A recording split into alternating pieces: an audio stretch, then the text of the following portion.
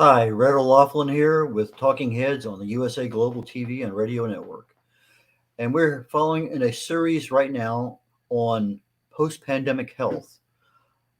What can you do now during the remainder of this pandemic to actually have better health as we're leaving the pandemic and we're in that quote post pandemic world where we're not worried about COVID anymore? And the first couple of sessions we talked from an overview, and then we came down a little bit lower and talked about some details of understanding what is health. But one of the biggest things that we have, and I'm going to bring up my slides now, is talking about, there we go. And let me go ahead and make that a little bit bigger. Is talking about what is our primary defense against all disease, and that's our immune system. But before I get started on that, we just introduced USA Global TV and Radio. A disclaimer, I'm a researcher. I have 5 different academic degrees, but they're all in different subjects. My first love in life was chemistry, long before I met my wife, and 54 years. And I research now the human body at the cellular level. I look for cause and effect relationships. This chemical reaction, and that one yields this one. There's a certain cause and effect. If you know what the cause is, you may or may not be able to do something with it. You may be able to slow it down. You certainly may be able to speed it up. But if you don't know what is going on, it's very difficult to take action. If you're just treating symptoms, you'll always be treating symptoms. And that's what I am here to do, is to provide awareness and education into what is going on in the human body that we have some level of control over. So when I'm looking at what can we do in a post-pandemic world, well, prior to the COVID happening, the China flu being introduced to us, our immune system was whatever status we had at that time. All of a sudden, we had a brand new predator out there in the world. Our immune system had never seen it. Well, ironically, some people's immune systems were strong enough to combat it, whereas the vast majority of us were not. But we're going to talk a little bit about we talk a lot about the immune system today. It's not a simple 1, 2, 3, this is what it is. And as you go through, you'll get a chance to understand that there's just so many different things going on at one time that it's very, very difficult for you to even grasp it, much less know what to do. But we're going to do our best anyway. But at the end of today's show, we're going to present the same things we've told you over the last several months. The eating right, I mean, just goes down the list. It doesn't change, but they all work synchronistically, synergistically to make our bodies function better, healthier, and live longer. Okay, immune system. On the COVID, with regard to the pandemic, I've written over 350 articles. Started back with China flu. I talked a little bit about the disease, the virus, all sorts of aspects of that, our immune system, and literally everything. Now, these 350 plus articles, I'm going to take and put into a series of books, probably 50 articles per book. And so that I can document the entire, my experience, my view of what was going on. And this particular pandemic is I'm going to say, has a major political overdrive. I'm not going to get into the politics of it, try to avoid that as much as I can. But there's just so many things here that are weird, that with regard to why did we do things the way we did. And we noticed that within our immune system, some people had symptoms. In other words, the virus came into our bodies and we started getting that runny nose, the cough, the other things that went with it. Sometimes they were so bad you ended up in the hospital. And if it got really bad, you died from it. And what we found out was a lot of elderly people, and our immune systems are really not functioning well as we age. A lot of reasons for that. But aging has a lot of endemic things that happen. And unless we fight our aging process a degree, then we're going to have those problems.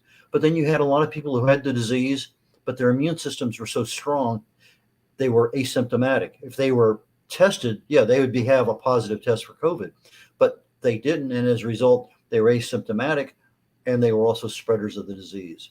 And then, of course, you had the mutations. We started with the Alpha and the Bravo. I was fortunate, and I'll say fortunate, I came down with the Delta. At that point in time, I was not going to get a vaccine until September. I wanted to see a good 9 months of vaccinations, what was going on.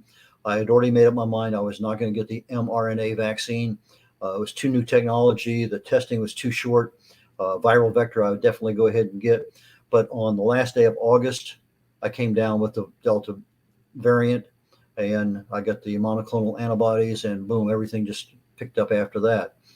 But then again, almost a year later, I came down with the Omicron virus. Well, we'll talk a little bit about that. The structure of the virus changed so much molecularly that it wasn't perceived by our immune systems as being the same. So I came down with the second one. But ironically, because I had had the earlier version, my symptoms from Omicron literally disappeared in a couple, 3 days without any treatments. When your immune system misdiagnose the incoming pathogen, it's called immune escape. It's not there. It's gone. But then as we are going in the early stages, we said, well, if 70% or 60% or 85%, it changed back and forth depending on the mutation that you were talking about, depending on how infectious that particular virus is determines how many people need to be infected to have a herd immunity. And that herd immunity means enough people have had the disease that they can't catch it again because of their immune system. So let's go ahead and talk a little bit about the immune system. What is it? It's basically our body systems working together to fight infection and disease. And that can be anything from cancer to COVID to literally anything, our flu, colds, chickenpox, anything. It includes a number of different parts of the body. I only listed a few of them here. Our white blood cells, various organs, thymus, spleen, our tonsils, our lymph nodes, bone marrow, proteins, and many other chemicals. There's just a whole host of them. They all act a little differently. They all act in certain parts of the body. It's like our skin, very protective of our body. That's actually part of our immune system. So anyway, the immune system has a lot of different working parts. And when it's fully functional, all of them interact great. But when something's not working well, maybe it's not connecting with the next part of the immune system. And as such, you're not getting the full protection.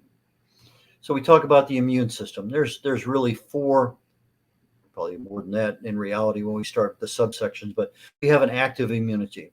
And that happens the minute that we encounter a pathogen. Our immune system becomes active. This can be a natural reaction to something, such as chickenpox, cold, flu, or it can be something that's vaccine induced, where you actually get a vaccine with a live antigen, a live pathogen, and our body catches a very attenuated version of that particular disease. And that's how we get smallpox and pertussis and all sorts of other childhood diseases that they put into a vaccine and vaccinate babies and toddlers. And so we have that active immune system. So once we have that active immune system activated, the things that in our body react and going down the road. Well, we also have a thing called passive immunity. That's what we get from our mothers.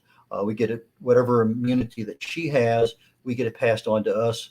If you're breastfeeding, you get it through breast milk. If you're getting it through the vaccines we just talked about, various injections. When I was going over to Korea a lot back in the military, so every time I went over there, I had to get a gamma globulin shot. If anybody's ever had a chance to get that one, it's a very thick gel. It's cold. And after about the second time I got it, it takes about 5 minutes to stick it into your butt. I asked, what about, can't we warm this thing up underneath some hot water to get this thing flowing a little bit, make it less viscous? Well, they didn't have any reason why not. So we put it in some under hot water for a while and boom, in about 10 seconds rather than 2 minutes to make the injection. But we get injections and we pick up more immunity to things.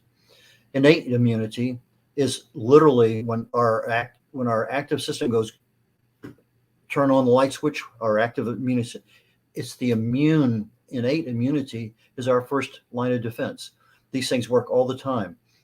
We have certain enzymes in our body. We have mucus, we have skin, stomach acid. When we when we cough, these are things that are innate in our system, and they're at a certain level. We can improve some of them, but this is what we are. This is our first line of defense. And then obviously, once we encounter that pathogen, we have adaptive immunity. What our systems did in response. Now, in some cases, it lasts a lifetime. In other cases, a few years. And in the case of COVID, I think they're still trying to figure it out.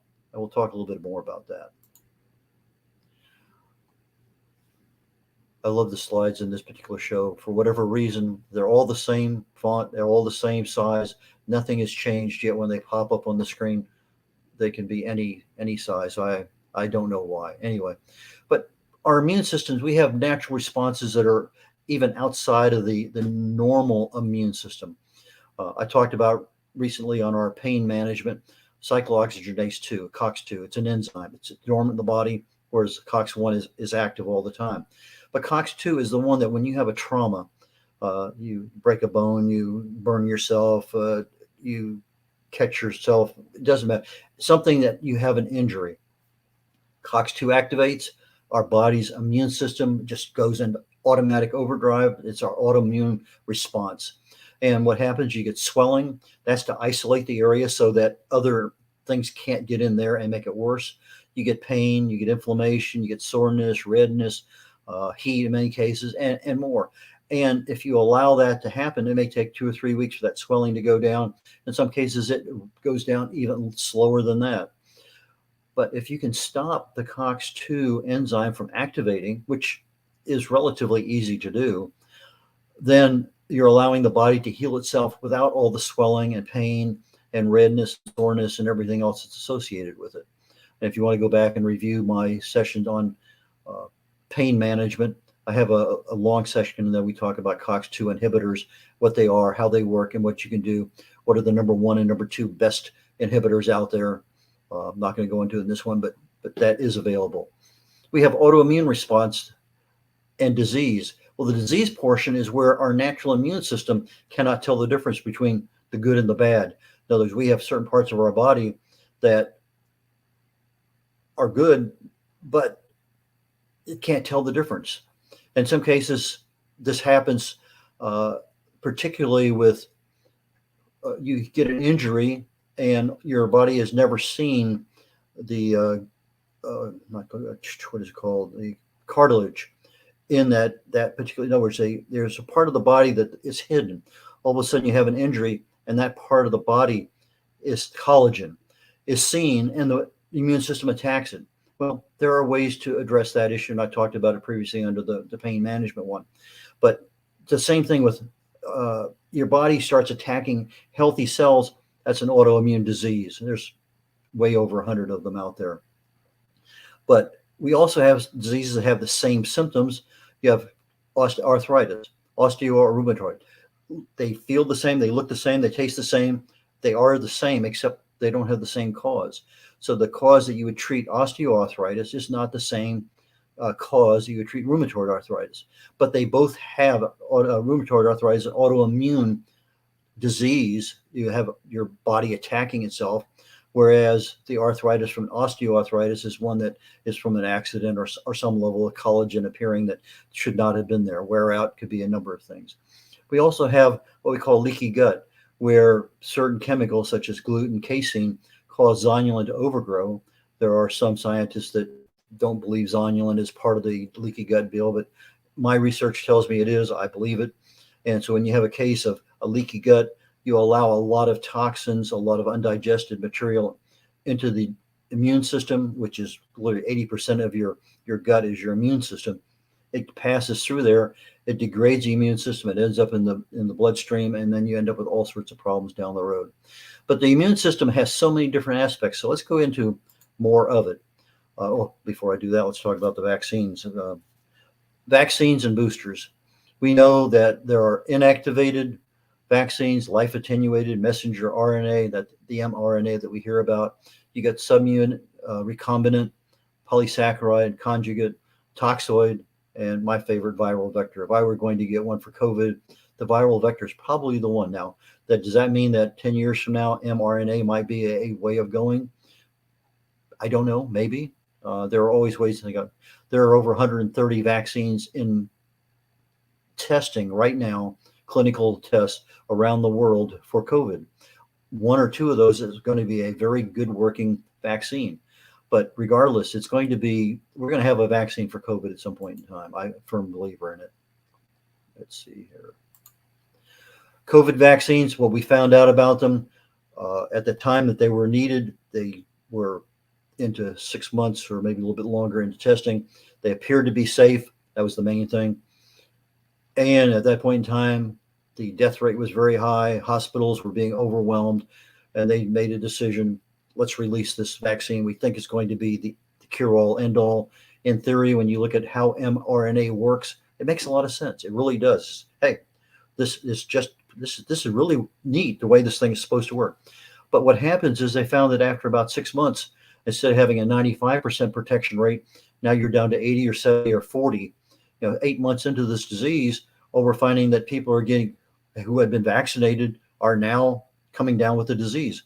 That wasn't supposed to happen.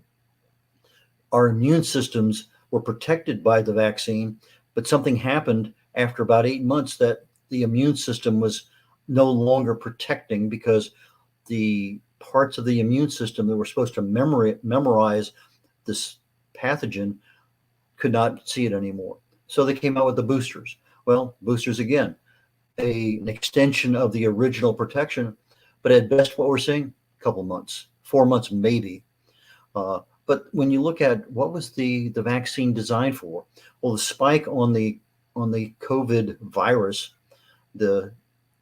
it has about 1,400 or more of these little protein amino acid groups, and they took a small section that were typical of that spike, and they designed the vaccine. The vaccine created antibodies, memory cells, so that when that spike came in, they said, hey, I've seen this before, and the body is protected. But over time, that disappeared. So what happens when you actually have an immunity? And this is where things get kind of interesting, because there's so many different players. I chose a few of them because to go into all of them would be way too deep for our discussion today. But typically, if we have an actual disease that we catch, chickenpox, we have antibodies for life. It prevents future occurrences, or if we do happen to come down with something in the future, it minimizes that level of the disease we get. We have these things called IgM, IgG, IgA, and others. And they're created generally within the first couple of weeks. And if you look at the cycle of these things, and I'll show you a slide here in a moment, but they all have different purposes. IgM is immunoglobulin M, usually created in the first week or so, and it's a first responder. It gives us the indication that our bodies are being stressed. It's a biomarker for infection. But it's the first guy out of the door. He looks around and says, okay, I need you over here. I need you over there. And it kind of gives the directions for our immune system to go. We have IgG, immunoglobulin G. It's longer living. It's the one that typically shows up on your antibody test, although the IgM also can sign up on there. But this is the fight. This is the one that goes out there and neutralizes the virus. It's the one. It's the one with the guns. We also have some other localized ones. COVID happens to be one that attacks the upper respiratory system. IgA, in this particular case, immunoglobulin A, protects our mucosal cells, our cells that are mostly under attack. Now, when things came out and they said, well, we think natural immunity might last a couple of months. Yet when they have natural immunity from the flu, that particular strain of flu, you have lifetime immunity from that. Why they said 2 to 3 months, I don't know. Politics, I'm sure, but we're not going to go there.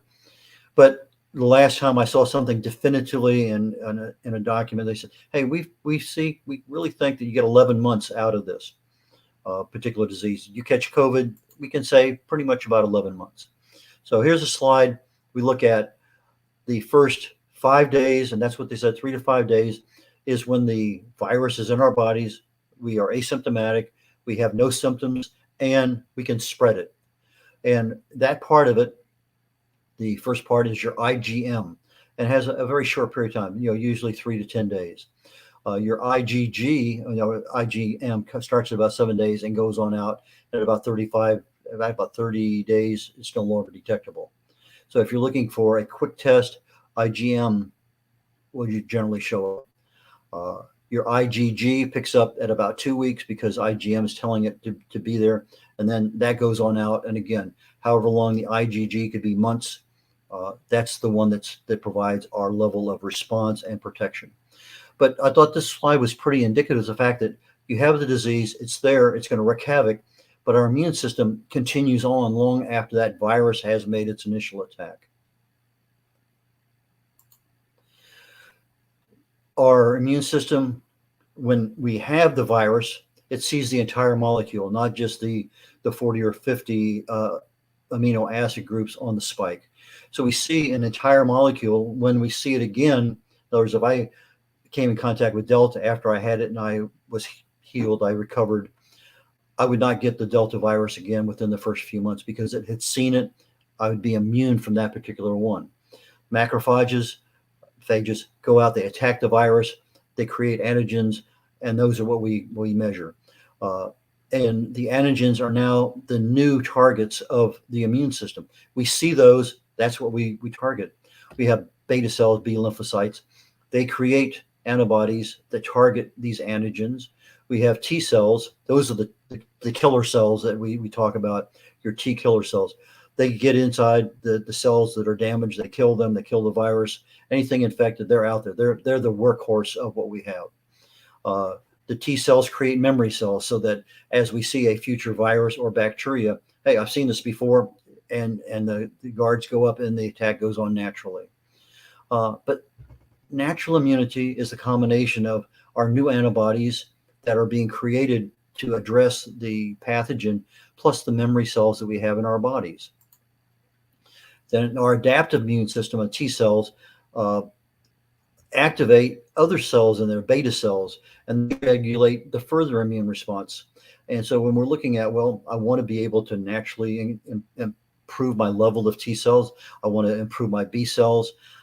And if I can do those, I really have a chance of improving my immune health. And we know that B vitamins, D, certain amino acids, which means proteins, help create more D cells. We know that vitamin C, vitamin E, zinc, selenium, omega-3 fatty acid, and there's copper, and there's a couple others out there, but you're talking about some of the lesser well-known ones. But these all work in conjunction. And so if you have a body that's deficient in zinc, many of us do, a body that we're not getting enough omega-3 fatty acid, again, most of us don't. And vitamin E is 8 different molecules. And if you're taking it as a pill, you're probably getting a synthetic one that's not going to do you any good anyway. I've mentioned before that if you have literally that much vitamin of a particular part of one of those 8, you have 4 tocopherols and 4 tocotrienols that make up vitamin E.